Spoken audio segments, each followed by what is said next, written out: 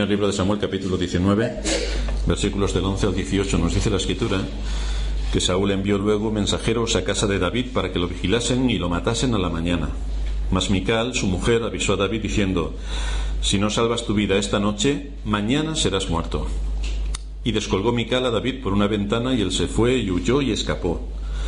Tomó luego Mical una estatua y la puso sobre la cama, y le acomodó por cabecera una almohada de pelo de cabra y la cubrió con la ropa. Y cuando Saúl envió mensajeros para prender a David, ella respondió: está enfermo. Volvió Saúl a enviar mensajeros para que viesen a David diciendo: traédmelo en la cama para que lo mate. Y cuando los mensajeros entraron, he aquí la estatua estaba en la cama y una almohada de pelo de cabra en su cabecera. Entonces Saúl dijo a Mical: ¿por qué me has engañado así y has dejado escapar a mi enemigo? Y Mical respondió a Saúl: porque él me dijo: déjame ir, si no, yo te mataré. Huyó pues David y escapó y vino a Samuel en Ramá, y le dijo todo lo que Saúl había hecho con él, y él y Samuel se fueron y moraron en Naiot.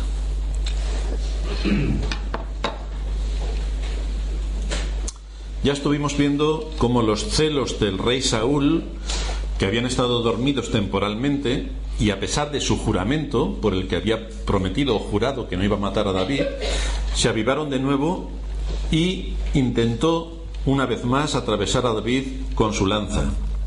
Como no tuvo éxito en su propósito, ordenó el arresto de David en su propia casa, y David escapó, como hemos leído, gracias a la estratagema de Mical. Fue entonces cuando David escribió el Salmo 59, que es el que estuvimos analizando en nuestro último sermón. De algún modo Mical conocía el plan de su padre, por tanto, inmediatamente tomó medidas para frustrar todo lo que su padre estaba organizando para matar a David.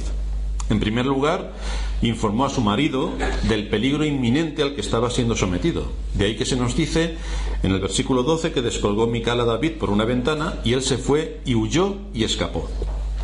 La casa estaba con vigilantes en la puerta, pero como no había movimientos ni información sobre David, Saúl ordenó a sus soldados que entrasen en la casa de David, y aunque estuviera enfermo, que lo trajesen ante su presencia con el objetivo único de matarle. Así que vamos a ver en primer lugar uno de los aspectos que destaca en el carácter del pueblo de Israel en general y de este hombre en particular, y destaca un carácter impío. Para los que sigan creyendo que Saúl era un creyente, se nos vuelve a mostrar una vez más su instinto asesino, y esto es una pauta de conducta que se establece a lo largo de toda su vida. Esta es una de las definiciones de Satanás. Dice el Señor que es homicida desde el principio, y desde luego no podemos esperar nada menos de aquellos que son sus hijos. Pero los que defienden la tan sabida cantinela de que todos los seres humanos somos hijos de Dios, se nos muestra repetidamente en las Escrituras que esto es completamente falso, que no todos los seres humanos somos hijos de Dios. Todos los seres humanos somos criaturas de Dios, pero hijos de Dios son solamente aquellos sobre quienes el Espíritu Santo ha llevado a cabo la obra de regeneración o nuevo nacimiento, por el que los pasa de muerte a vida y por lo tanto los hace hijos de Dios. Pero esto es una obra de misericordia y de la gracia y de la todopoderosa obra de Dios. Por lo tanto, todos los que venimos a este mundo somos hijos de nuestro padre, Satanás, y esto es lo que aquí se está evidenciando. Cuando el Señor estaba acusando a los judíos de ser hijos del diablo, les había estado mostrando que no eran hijos de Abraham como ellos continuamente querían hacer creer. Somos hijos de Abraham, somos hijos de Abraham. Porque si hubieran sido hijos de Abraham, tendrían la fe de Abraham y actuarían de acuerdo a la fe de Abraham, y no tendrían ese instinto asesino para matar a nuestro Señor solamente por el mensaje que les estaba transmitiendo. En nuestra época, desde luego, estaría muy mal visto y sería un gran escándalo que a personas muy religiosas se les dijera que son hijos de Satanás. Pero es exactamente eso lo que en muchas iglesias, según la denominación bíblica, es lo que hay: sinagogas de Satanás. El Señor no tiene ningún problema en hablar de esta manera, y desde luego todos aquellos que van en contra de la doctrina y en contra de lo que Dios enseña en su palabra y la pervierten, la anulan, la retuercen, la tuercen y hacen todo tipo de estratagemas para rendirle culto al Dios de este mundo, no podemos identificarles de otra manera o definirles de otra manera que como aquí el Señor está diciendo. El carácter de estos hombres, de los judíos en general, de la época en la que David está escribiendo, o Samuel nos está escribiendo todo esto, no se habían formado bajo la influencia divina, viviendo como vivían en Israel. Uno podría esperar que viviendo en Israel todos fueran creyentes. Pues no. La semejanza moral a ese gran enemigo de Dios que es Satanás era evidente en ellos.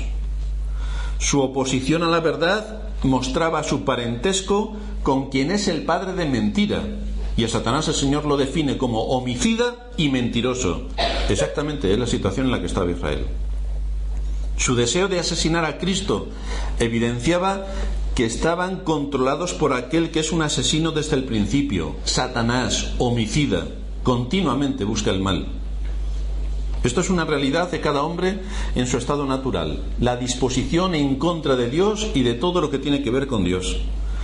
Satanás tiene un poder terrible por el que cautiva la mente y por el que le dicta a cada ser humano cómo tiene que actuar bajo su dominio, y el hombre lo hace con sumo gusto. Está tan contento haciendo todo aquello que Satanás le indica que tiene que hacer. El hombre desde luego se cree libre, pero se cree libre dentro del ámbito del pecado, en el que puede pecar más o mucho más. Esa es su libertad. No tenemos que hacer nada malo para ser hijos de Satanás, porque lo somos nada más nacer. Estamos muertos en nuestros delitos y pecados. La naturaleza del hombre sin la gracia de Dios está en sintonía con Satanás. Por eso el Señor les decía a aquellos judíos: sois de vuestro padre el diablo. Cristo aquí declara que lo que ellos quieren hacer son los deseos de su padre el diablo. Ellos eran esclavos voluntarios del mal, esclavos voluntarios. El apóstol Pablo identificaba a aquellos que han sido salvados como incluidos en el reino del mal en el que estaban anteriormente. Y él nos dice en Efesios 2:2: en los cuales anduvisteis en otro tiempo, siguiendo la corriente de este mundo, conforme al príncipe de la potestad del aire, el espíritu que ahora opera en los hijos de desobediencia. Este es el estado natural en el que se encuentra todo hombre. Aquí está. No hay ninguna forma de salir de esta situación, ninguna, es imposible para el hombre. Y esta es la misma conducta que tiene Saúl, el rey de Israel, miembro del pueblo elegido, pero en el que él no tenía arte ni parte, no participaba en absoluto. La crueldad de Saúl es evidente, y a la vez es también que es más que evidente la protección de Dios sobre David. Esto nos muestra que nada puede interponerse frente al propósito de Dios, pero también nos muestra que Dios no nos quita los problemas bajo ningún concepto para evitar que suframos o que entremos en batallas o que tengamos 1000 enemigos. Dios no nos va a quitar ninguno de los problemas, pero sí que nos va a dar las armas para afrontarlos.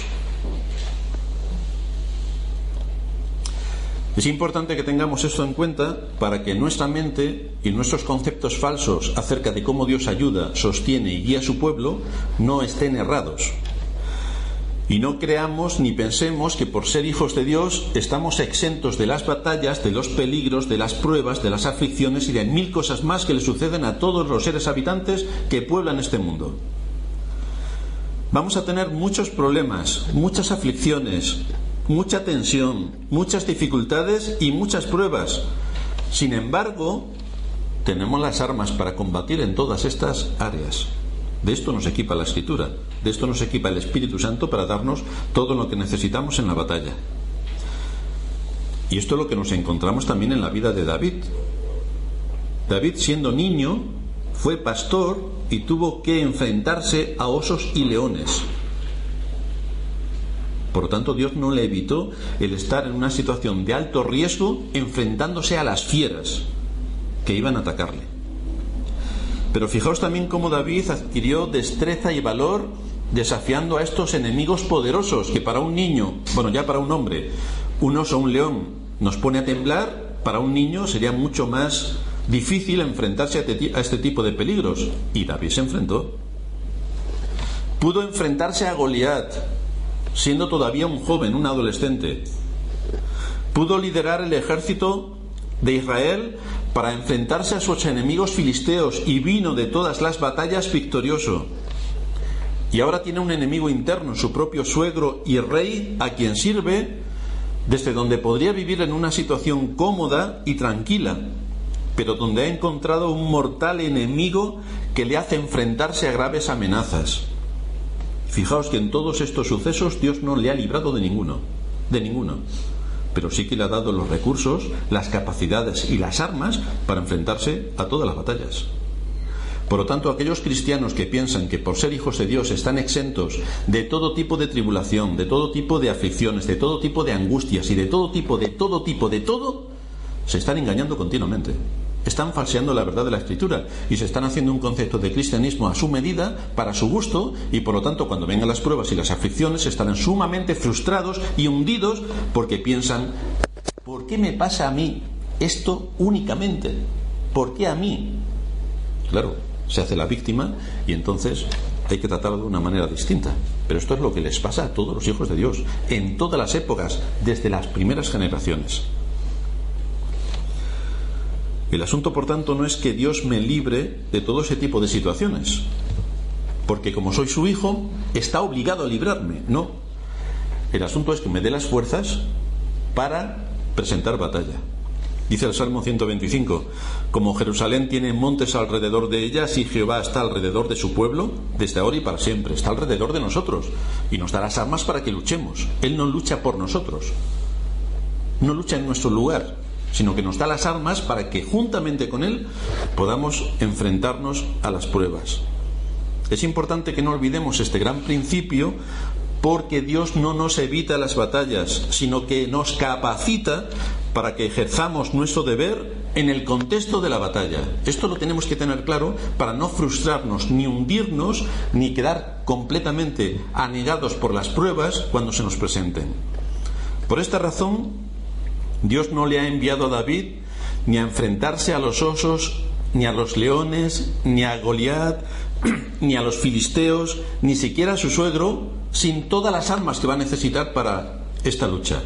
Dios le ha ido capacitando por medio de su providencia para que pueda afrontar todas estas grandes dificultades. Y por lo tanto David lo que está haciendo es uso de los recursos que Dios le ha dado para enfrentarse a las situaciones que le van sobreviniendo. Así que encontramos en David a un hombre en quien Dios está forjando un carácter en base a las convicciones bíblicas que tiene David, y por lo tanto usa estos recursos para defenderse de sus enemigos. Es un hombre que en medio de las dificultades confía en Dios, y ahí tenemos un ejemplo de cómo opera la fe de una manera práctica en aquellos que son herederos de la salvación. La fe opera de una manera práctica, te da las armas que necesitas para luchar. Evidentemente vas a caer muchas veces, evidentemente, pero evidentemente otras muchas podrás defender con bastante honestidad y con bastante fidelidad el nombre de Dios. Cuando los mensajeros volvieron y entraron en la casa de Mical, el complot que había organizado Mical y la gran mentira quedó expuesta. Nos dice el texto a partir del versículo 15 que volvió Saúl a enviar mensajeros para que viesen a David, diciendo: traédmelo en la cama para que lo mate. Y cuando los mensajeros entraron, he aquí la estatua estaba en la cama y una almohada de pelo de cabra en su cabecera. Entonces Saúl dijo a Mical: ¿por qué me has engañado así y has dejado escapar a mi enemigo? Y Mical respondió a Saúl: porque él me dijo: déjame ir, si no, yo te mataré. Desde luego las palabras de Saúl suenan a una afrenta total que se ha hecho contra él, provocada por su hija. Has dejado escapar a mi enemigo. Lejos quedaban aquellas palabras de Jonatán ante las que el rey vio su enorme injusticia y donde juró que no tocaría a David. Porque si recordamos lo que Jonatán le había expuesto es cuáles son los cargos que se le imputan a David para que merezca la muerte. ¿Cuáles son los cargos? ¿Por qué razón David es enemigo de Saúl? Y reflexionando Saúl, vio que no había absolutamente ningún cargo contra David y por lo tanto estaba injustamente intentando matarle. Esta disposición del corazón que mantiene aquí tanto Saúl como su hija nos muestra también una importante lección para nosotros. Si el orgullo o el egoísmo gobiernan nuestros corazones, consideraremos a aquellos que son nuestros consejeros como enemigos. Y esta es la situación que aquí nos encontramos. Ya sabéis que al ser humano no le gusta ser corregido.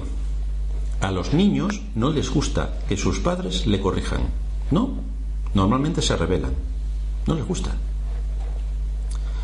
A los empleados no les gusta que sus jefes les corrijan. A los estudiantes no les gusta que sus maestros les corrijan. Parece que ellos lo saben todo, cuando realmente no saben nada, pero no les gusta que les corrijan. Y en la iglesia, a las ovejas no les gusta que sus pastores les corrijan. No les gusta. Como un pastor sea algo riguroso con sus ovejas, encontrará que algunas de ellas, en vez de aceptar con un corazón enseñable la corrección, tal y como se espera de aquellos que han conocido la verdad, se rebelan, se sentirán ofendidos, pegarán un portazo y se irán. Esto es algo que ocurre en cada una de las verdaderas iglesias a día de hoy. En todas nuestras iglesias hermanas se encuentran con este tipo de problemas. Y también pasaba en el pueblo de Israel, porque nuestra vieja naturaleza no está dispuesta a aceptar la reprensión, o peor aún, es que en muchos casos hay personas dentro de las iglesias que no son creyentes y por lo tanto evidentemente que no van a aceptar la reprensión. Fijaos lo que nos narra el libro 2 de Crónicas, capítulo 18, versículo 7, ante una reprensión de un profeta. El rey de Israel nos dice, respondió a Josafat: aún hay aquí un hombre por el cual podemos preguntar a Jehová, pero yo le aborrezco porque nunca me profetiza cosa buena, sino siempre el mal. Vaya profeta, que no me dice todo lo que yo quiero oír, no dice lo que me halaga en los oídos, no va en disposición para cumplir mis deseos, no, todo lo que me dice es contrario a lo que yo quiero. Por lo tanto, lo aborrezco completamente. El problema no estaba en el profeta, el problema estaba en su corazón. ¿Cuál era el motivo de su aborrecimiento? Que nunca quería escuchar lo que el profeta le decía, que nunca escuchaba lo que él quería oír. Por lo tanto, aborrecía al profeta. Si nuestro corazón mantiene una disposición semejante, me tengo que preguntar cómo estoy en cuanto a mi relación con Dios. Porque si me molesta que ser reprendido, me tengo que preguntar cuál es mi relación con Dios. Y lo tengo que hacer con humildad, sabiendo con quién estoy hablando, porque Él conoce mi corazón y no puedo engañarle, salvo que me quiera engañar a mí mismo. Y entonces ya estamos hablando de otra cosa. Tenemos que tomar las palabras del salmista cuando decía en el Salmo 139: examíname, oh Dios, y conoce mi corazón, pruébame y conoce mis pensamientos, y ve si hay en mí camino de perversidad, y guíame en el camino eterno. Cuando no nos gustan las represiones que hemos recibido, que es cuando sale a la luz nuestro orgullo, en ningún otro momento sale más a la luz que cuando nos van a reprender. Entonces debemos pensar cómo hacer nuestra la oración del salmista: examíname, oh Dios, y conoce mi corazón, pruébame y conoce mis pensamientos. Nos tenemos que poner a reflexionar y meditar sobre esto. Por otra parte, no debemos olvidar las palabras de nuestro Señor, que antes las leíamos.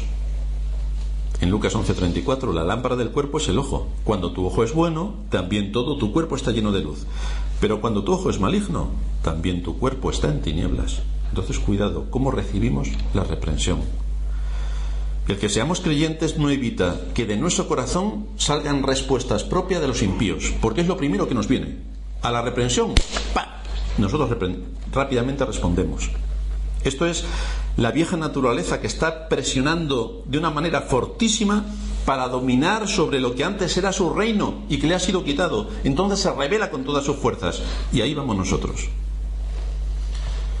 El problema no es que se manifiesta nuestro orgullo, el problema es cómo tratamos el orgullo, cómo lo tratamos. El orgullo, junto al egoísmo y junto a la incredulidad, forman un trío terrible de dominio del pecado sobre el hombre. Son los 3 pecados fundamentales que todo hombre tiene y desarrolla. Este es devastador en su efecto. Por lo tanto, tenemos que aprender y sufrir para someterlo a los principios bíblicos. Y tenemos que luchar mortificando estos pecados que son de lo más natural en todo ser humano. Así que cuando somos reprendidos, la mejor respuesta no es dar un portazo y marcharnos, que es lo que haría un impío, sino aprender a mortificar nuestro pecado y a escuchar lo que se nos está diciendo para actuar en consecuencia como cristianos que somos. Una actitud semejante puede ser un síntoma de una comunión con Dios que está bajo mínimos, como decía antes. Por lo tanto, tenemos que tomar ese tipo de situaciones y tenemos que tomar los datos que de ahí se desprenden como aquello que necesitamos para reconocer que nuestra vida de oración y el uso de los medios de gracia no ha sido usado como debiéramos. Tenemos que empezar a pensar qué es lo que está pasando en nuestro corazón para que se manifieste esta respuesta a la reprensión.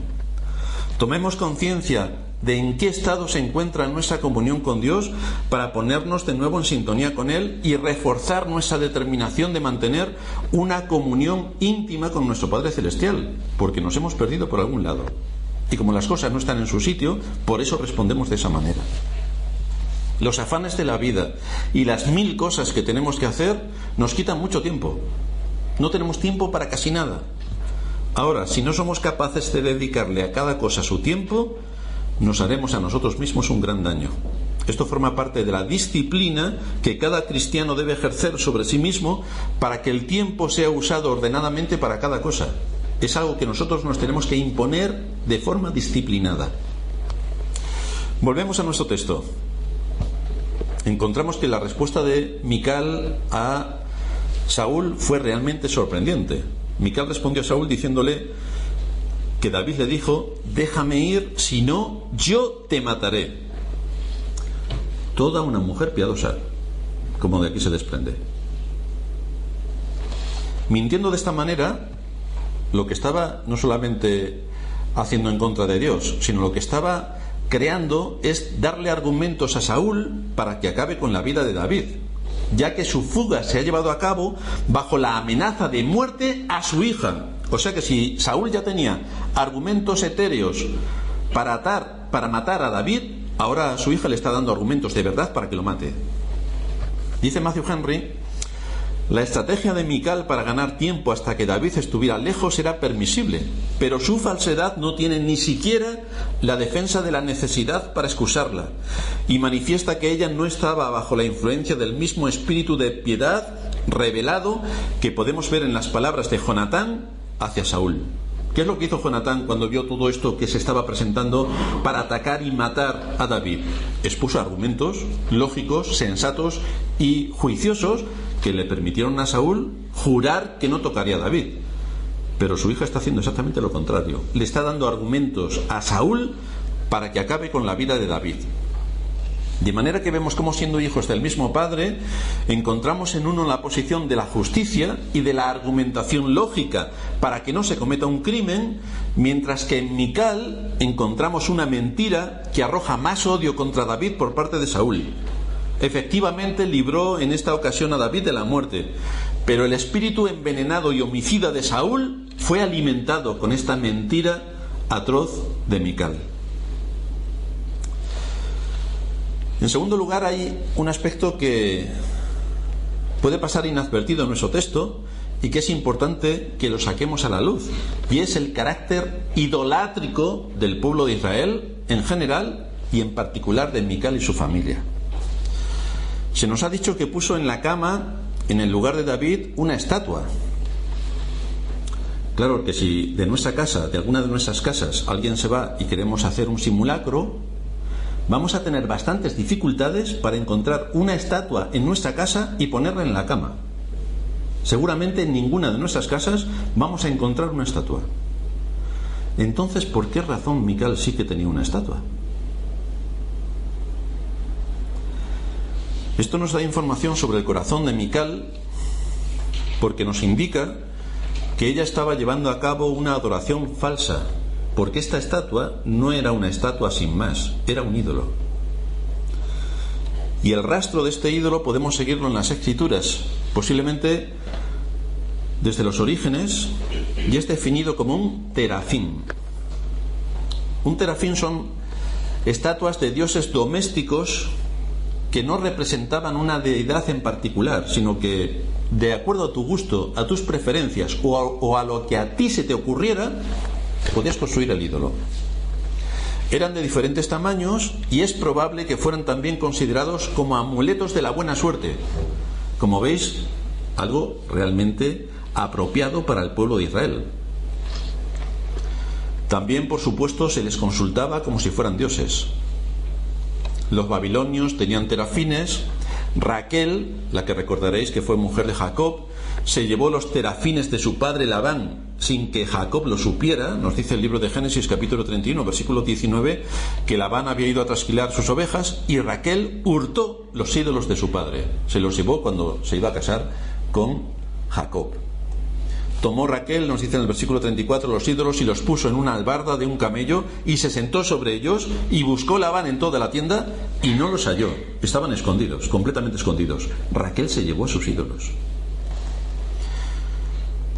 Después de la matanza de Siquem, Jacob hizo eliminar todos los dioses extraños que tenían los miembros de su familia. Y así se nos relata en Génesis 35, a partir del versículo 2, que Jacob dijo a su familia y a todos los que con él estaban: quitad los dioses ajenos que hay entre vosotros y limpiaos y mudad vuestros vestidos. Uno le podría parecer que toda la familia de Jacob, todos serían adoradores del Dios vivo y verdadero.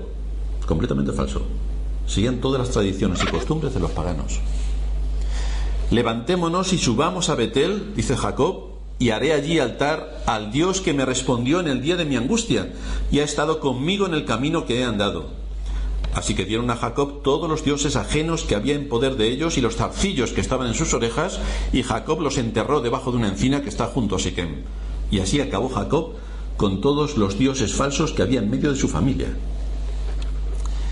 En la época de los jueces, donde cada uno hacía lo que mejor le parecía, es decir, la selva, un hombre llamado Micaía poseía un santuario privado y había hecho un ídolo de fundición. Allí, si nos vamos a Jueces capítulo 17, a partir del versículo 4, se nos dice que tomó su madre 200 siclos de plata y los dio al fundidor, quien hizo de ellos una imagen de talla y una de fundición, la cual fue puesta en la casa de Micaía.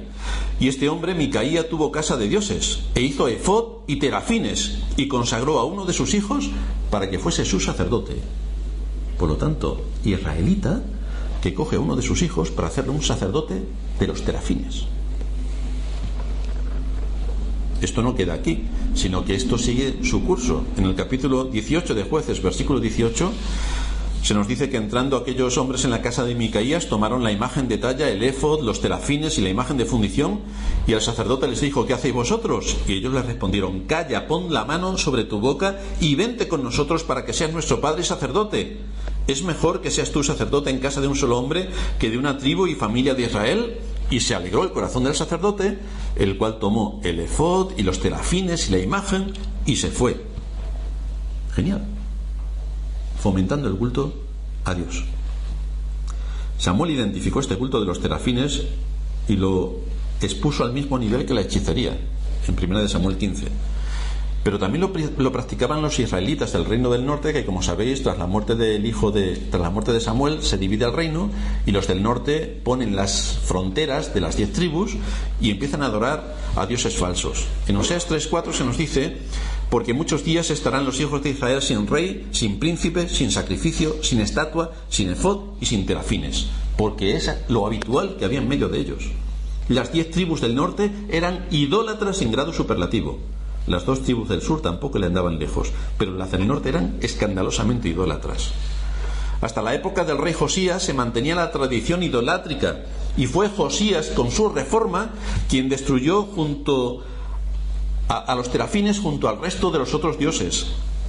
En el libro segundo de Reyes, capítulo 23, versículo 24, se nos dice que barrió Josías a los encantadores, adivinos y terafines y todas las abominaciones que se veían en la tierra de Judá y en Jerusalén, para cumplir las palabras de la ley que estaban escritas en el libro que el sacerdote Hilcías había hallado en la casa de Jehová. Primer y segundo mandamiento. Es bastante sencillo. Pues no. Ya vemos la Iglesia de Roma, que el primer y segundo mandamiento exactamente es el que tiene borrado del mapa. No lo puede ni ver, porque ataca directamente toda la idolatría que ellos tienen en sus iglesias. Pero después del exilio también había israelitas que aún consultaban a los terafines, después del castigo terrible que Dios aplicó sobre Israel y cómo los destruyó, cómo los dividió, cómo los llevó cautivos. A pesar de todo eso, seguían adorando a los dioses falsos. Nos dice Zacarías capítulo 10 versículo 2: porque los terafines han dado vanos oráculos y los adivinos han visto mentira, han hablado sueños vanos y vano es su consuelo, por lo cual el pueblo vaga como ovejas y sufre porque no tiene pastor, todos siguiendo a los terafines. Pues ahí estáis, abocados a la destrucción. Si la idolatría es lo que específicamente se señala en los 2 primeros mandamientos de la ley de Dios, el pueblo de Israel no muestra ninguna sensibilidad hacia la ley, sino que les vemos vagar sin rumbo, siguiendo el uso de las naciones vecinas y atribuyendo la gloria que Dios solamente merece a figuras creadas por el hombre. Es que es completamente absurdo, ilógico y sin sentido. Pues ahí vemos al hombre arrodillándose ante las imágenes. Con estos antecedentes no podemos esperar un espíritu de rectitud y de justicia de aquellos que son idólatras y que mantienen un corazón contrario a las enseñanzas bíblicas. No podemos esperar de los hijos de Satanás que actúen según los principios de las Escrituras. Son hijos de Satanás. Su situación las describe Pablo en Efesios 4:8. Nos dice que tienen el entendimiento entenebrecido, ajenos de la vida de Dios por la ignorancia que en ellos hay, por la dureza de su corazón. Quieren ignorar voluntariamente todo lo que Dios ha hecho. La palabra de Dios, la creación de Dios, la redención de Dios, todo eso lo pulverizan. Y este es el contexto social en el que David vivía. Uno piensa siempre el pueblo de Israel, todos adorando en el templo, todos cantando alabanzas, todos no, casi ninguno. Así que con todo esto que estaba desarrollándose a su alrededor, con toda esta masa social y moda de pensamiento, para no perjudicar a la institución real y para no atentar contra la autoridad establecida por Dios, David huyó. Nos dice el versículo 18 que huyó David y escapó y vino a Samuel en Ramá y le dijo todo lo que Saúl había hecho con él. Y él y Samuel se fueron y moraron en Nayot. Así que en tercer lugar vamos a ver cómo un hombre de Dios busca refugio fuera de la impiedad y de la idolatría. David buscó, ¿a quién va a buscar David? ¿A los terafines? ¿Verse a adorar a los ídolos falsos?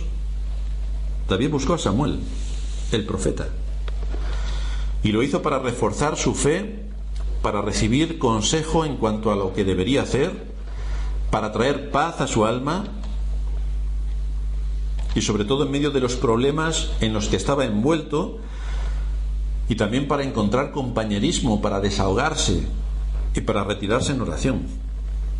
Porque es a través de Samuel, el ungido de Dios, el que en aquel tiempo estaba enseñando y disciplinando a Israel, con quien aprendería más acerca del Señor, y también probablemente consideró el estar con Samuel como el lugar más seguro en el que podría refugiarse. Allí podría estar seguro. Así que en medio de esta terrible situación, con el rey persiguiéndole, fijaos que David no atribuyó a Dios despropósito alguno. No dijo, ¿qué he hecho yo para merecer esto? Que eso nos suena a algunas cancioncillas de algunos creyentes. ¿Qué habré hecho yo para merecer esto? ¿Por qué me ocurre esto a mí? ¿Por qué el Señor no me libra de todo esto? ¿Por qué? David no. David dice, esto es la vida que me ha tocado vivir, estas son las armas que tengo y estas son las batallas. Así que tengo que pelear las batallas. Tengo que pelear las batallas. Fijaos que David no era un superhéroe. Y porque no era un superhéroe, huyó. Pero sí que David fue un hombre que descansó en Dios mientras él mismo a la vez cumplía con su deber. Descanso en Dios y cumplo con mi deber. Descanso en Dios y cumplo con mi deber. No descanso en Dios y me quedo sentadito para que todo lo que tenga que ocurrir ya ocurrirá. Hay veces que tenemos que hacer eso, pero no todas. Tenemos que saber discernir. Comentando el texto de Isaías 42:3 nos dice Spurgeon, el texto que dice que Dios no quebrará la caña cascada ni apagará el pábilo que humeare. Y en este momento David está completamente destrozado por las presiones a las que está siendo sometido por parte de su suegro y cómo tiene que huir para librar su vida de la muerte, dice Spurgeon comentando cómo Dios no quemará la caña cascada ni apagará el pábilo que humeare. Bien a menudo, dice Spurgeon, me siento obligado a decir: querría, mas no puedo cantar; querría, mas no puedo orar.